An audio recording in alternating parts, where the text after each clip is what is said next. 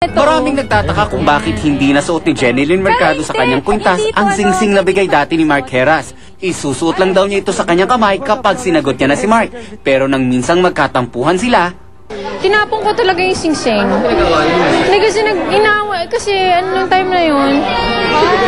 Puyat, pagod. Tapos parang nangaasar pa.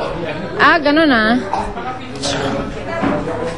heto ang mas nakakatuwa, napalitan ng singsing.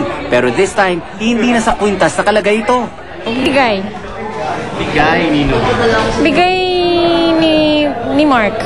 Ito pala. Ako? Kahit gwardyado na ni Mark si Jen, mukhang may umaaligid pa rin sa kanya. Maugong kasi ang chismis na may nanliligaw ngayon kay Jenilyn. Hindi ko po pinapansin. Parang ano lang. Ano yun? Siya si Maynard? Nililigaw sa...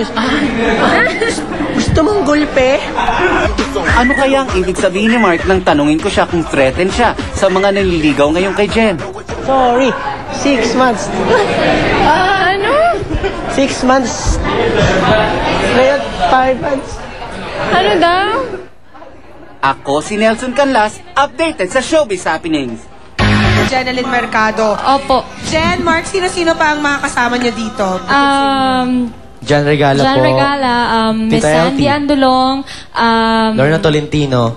Tsaka Tita Miss Gina Lorna Alahar. Tolentino and Miss Gina Alahar. Yan, ang Yes, dami and of course, Mark Heras. Totoo ba?